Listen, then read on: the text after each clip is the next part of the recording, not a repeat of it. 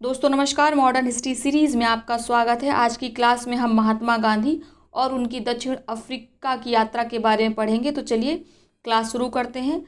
महात्मा गांधी का जन्म 2 अक्टूबर 1869 को पोरबंदर गुजरात में हुआ। इनके बचपन का नाम मोनिया था और वास्तविक नाम मोहनदास करमचंद गांधी था। इनकी माता का नाम पुतलीबाई, पिता का नाम करमचंद गांधी था जो पोरबंदर राजकोट के राजमंत्री थे। पत्नी का नाम कस्तूरबा गांधी था। इनके 4 पुत्र थे, हरिलाल, रामदास, मणिलाल देवदास। गांधी जी के 5वें पुत्र की उपाधि जमनालाल बजाज को दी गई थी। ये नाम याद रखिएगा। गांधी जी की कुछ पुस्तकें देख लेते हैं जो परीक्षा की दृष्टि से इम्पॉर्टेंट है। लंदन गाइड लेखक के रूप में इनकी पहली पुस्तक है। An appeal to every Briton इनकी अन्य पुस्तक है। इंडियन फ्रेंचाइज, इसमें कई पुस्तकें प्रकाशित हुई थी इस सीरीज़ में। तो इन पुस्तकों में महात्मा गांधी ने दक्षिण अफ्रीका में जो रह रहे भारतीय थे उनकी दुर्दशा का वर्णन किया था। अ गाइड टू हेल्थ, सात्विक भोजन, सात्विक आहार पर लिखी गई पुस्तक है। द ग्रीन पम्फलेट याद रखिएगा। हिंद स्वराज याद रखिएगा। My early life, India of my dream. साथ में इनकी इम्पॉर्टेंट किताब है सर्वोदय, जो कि गुजराती अनुवाद थी रस्किन बॉन्ड की पुस्तक अनटू द लास्ट की। ये रस्किन बॉन्ड के विचारों से काफ़ी ज़्यादा प्रभावित थे।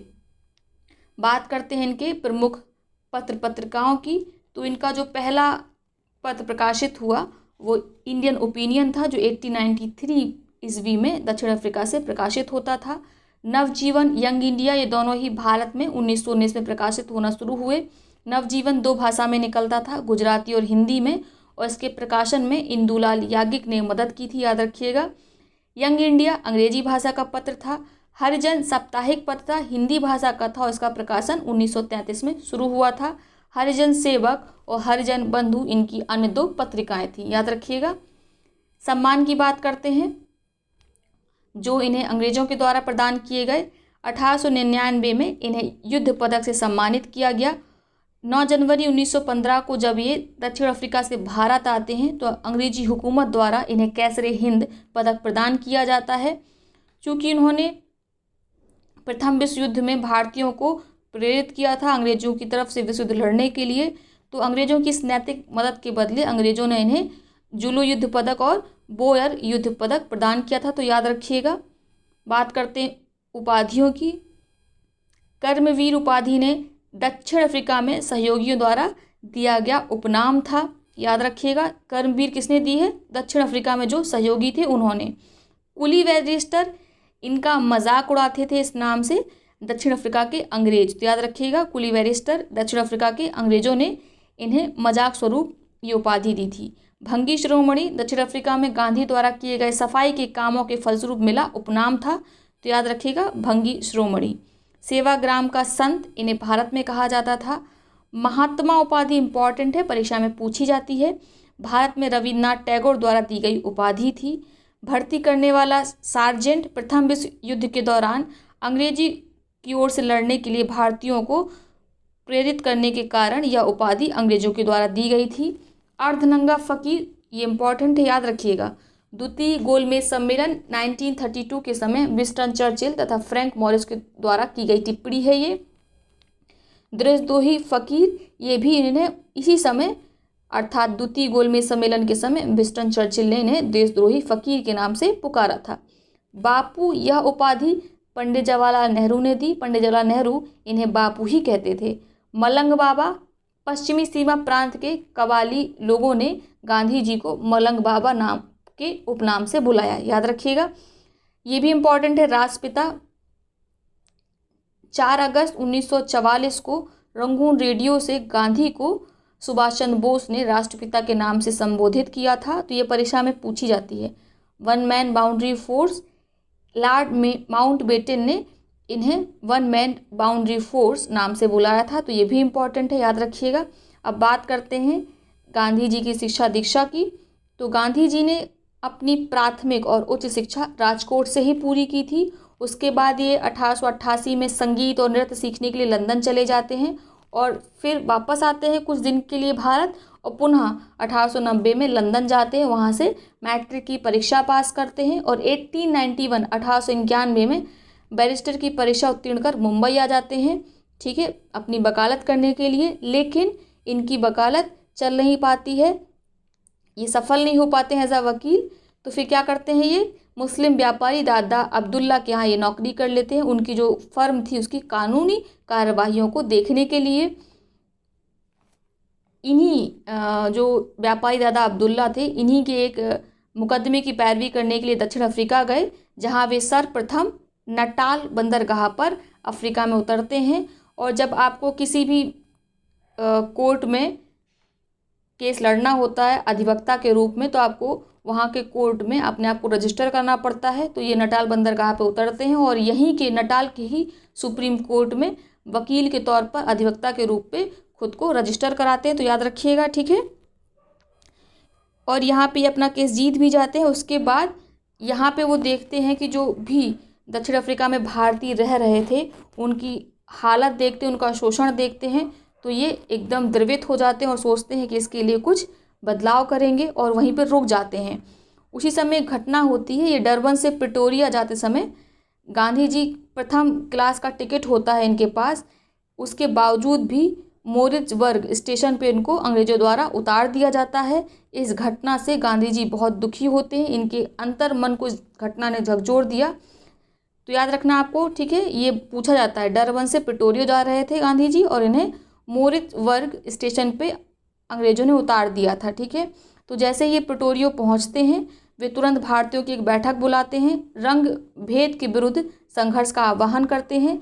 गांधी जी विभिन्न भारतीय समुदायों को संगठित करने, उनकी मांग को जोरदार तरीके से उठाने के लिए 1894 में नेटाल इंडियन कांग्रेस की स्थापना करते हैं। 30 मई 1906 को अपने जर्मन सहयोगी शिल्पकार कार्ल बाख की मदद ये लेते हैं, ठीक है, और टॉलस्टॉय फॉर्म की स्थापना करते हैं और यहीं रहने लगते हैं, ठीक है। 1906 के बाद गांधी जी ने अवज्ञा आंदोलन शुरू किया, जिसे सत्याग्रह का नाम दिया गया। सर्वप्रथम इसका इस्तेमाल गांधी जी ने उस कानून के खिलाफ किया जिसमें प्रत्येक भारतीय को दक्षिण अफ्रीका में पंजीकृत कराना अनिवार्य था। उसके बाद ही उन्हें काम मिलता था, उसके बाद ही उन्हें रहने के लिए मिलता था। सितंबर 1906 को जोहान्सबर्ग में इस कानून के विरुद्ध एक विशाल जनसभा अंपायर थिएटर में हुई। याद रखिए कहाँ पे हुई थी, अंपायर थिएटर में, याद रखिएगा, ठीक है। उसके बाद क्या होता है, सभी लोग एक सुर में ये आवाज़ उठाते हैं कि हम पंजीकरण नहीं करवाएंगे।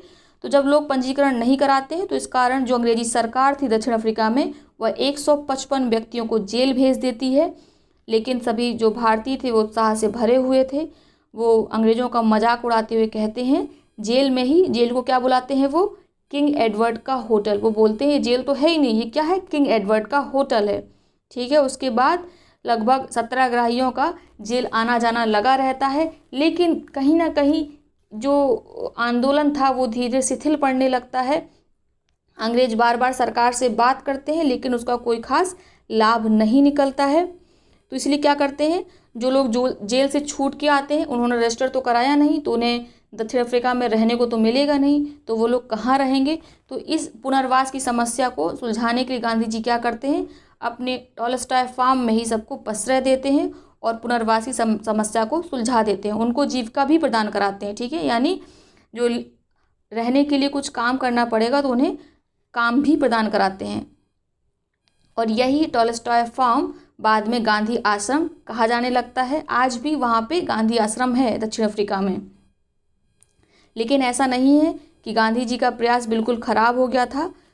इनके सत्याग्रह को बाद में सफलता मिलती है।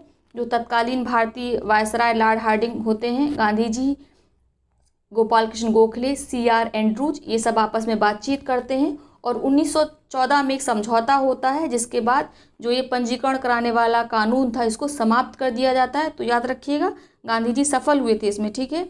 बात करते हैं गिरमिटिया प्रथा की। ये 19वीं सदी के तीसरे दशक में शुरू हुई थी। इस प्रथा के अंतर्गत क्या होता था, मजदूरों को देश के बाहर एक निश्चित समय के लिए 5 या 10 वर्ष के लिए बाहर भेज दिया जाता था। तो यही जो मजदूर थे इन्हें गिरमिट कहा जाता था और इस प्रथा को गिरमिटिया कहा जाता था। भारत से ज़्यादातर कहाँ भेजे जाते थे मजदूर, मॉरिशस, दक्षिण अफ्रीका में, फिजी में, श्रीलंका में, कीनिया में, युगांडा में, यहाँ पे इनको मजदूर बना के भेजा जाता था, ठीक है।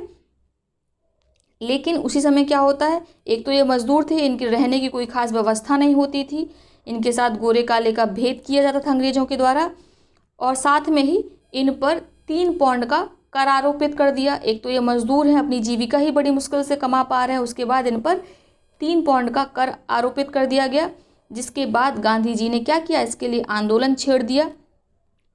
इस नियम के विरुद्ध गांधी जी ने 23 सितंबर 1913 को अपनी पत्नी कस्तूरबा गांधी व अन्य 16 सहयोगियों के साथ सत्याग्रह आंदोलन शुरू किया। गांधी जी के सत्याग्रह से भारत के लोगों का ध्यान भी भारतवंशियों की दुर्दशा की ओर आकृष्ट हुआ। दबाव के चलते अंग्रेजी सरकार ने 1914 में ये 3 पौंड का कर समाप्त कर दिया था। तो याद रखिएगा, ठीक है। गांधी जी की इन सब सफलताओं से आप देख रहे हैं कि 1914 में उन्होंने जो पंजीकरण कराने का कानून था उसको भी समाप्त कर दिया, साथ में ये 3 पौंड का कर भी समाप्त कर दिया। तो गांधी जी अब कई गुना पॉपुलर हो चुके थे और 9 जनवरी 1915 को वो भारत वापसी करते हैं। गांधी जी की दक्षिण अफ्रीका की यात्रा के समय कई लोगों ने पैसे से मदद की, आर्थिक मदद पहुंचाई। जैसे रतन टाटा ने लगभग 25,000 रुपये भेजे थे उस समय, हैदराबाद के निजाम ने मदद की, मुस्लिम लीग ने भी सहयोग किया और कांग्रेस ने भी आर्थिक सहायता दक्षिण अफ्रीका भेजी थी। तो याद रखिएगा, ठीक है। जैसा हमने बताया, गांधी जी भारत आते हैं 9 जनवरी 1915 को, इनका भारत आगमन होता है। आज के समय में 9 जनवरी को भारत सरकार भारतीय प्रवासी दिवस के रूप में मनाती है। तो ये भी याद रखिएगा, 9 जनवरी को भारत सरकार प्रवासी भारतीय दिवस के रूप में मनाती है, क्योंकि गांधी जी का आगमन दक्षिण अफ्रीका से भारत हुआ था, ठीक है। 1915 में गांधी जी भारत आ जाते हैं। आप जानते हैं कि जैसे ही दक्षिण अफ्रीका में जो उन्होंने कार्य किए थे, उनकी सफलता के कारण भारत में इनका जोरदार स्वागत होता है और अपने सहयोगियों के साथ स्वयं के रहने के लिए अहमदाबाद के कोचरब नामक स्थान पर ये किराए पे एक मकान लेते हैं। किसका? श्री जीवनलाल बैरिस्टर का। और यहीं पर 25 मई 1915 को सत्याग्रह आश्रम की स्थापना करते हैं और बाद में इसको शिफ्ट कर लेते हैं, कहाँ? सावर नदी के तट पर, ठीक है। और जब ये सावर नदी के तट पर इनका आश्रम शिफ्ट हो जाता है, स्थानांतरित हो जाता है, तो यहीं पे इस आश्रम का नाम साबरमती आश्रम पड़ जाता है। तो इनके पहले आश्रम का नाम क्या था?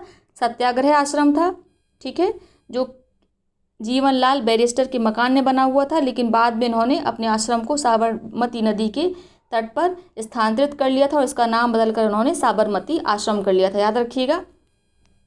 भारत आने के बाद जब इन्होंने लोगों से मिलना शुरू किया तो सबसे ज़्यादा प्रभावित हुए गोपाल कृष्ण गोखले से मिलकर, और इनको गोपाल कृष्ण गोखले को उन्होंने अपना राजनीतिक गुरु मान लिया। गोपाल कृष्ण गोखले ने ही इन्हें सलाह दी कि आप भारत का भ्रमण करिए, ठीक है, भारत की तत्कालीन राजनीति को समझिए, और गांधी जी ने वही किया। गांधी जी ने अपने जीवन में कई आंदोलन चलाए, सत्य अहिंसा सत्याग्रह के माध्यम से भारत की जो दशकों की जो गुलामी की बेड़ी थी उसको आज़ाद कराया, भारत की दशकों तक सेवा की।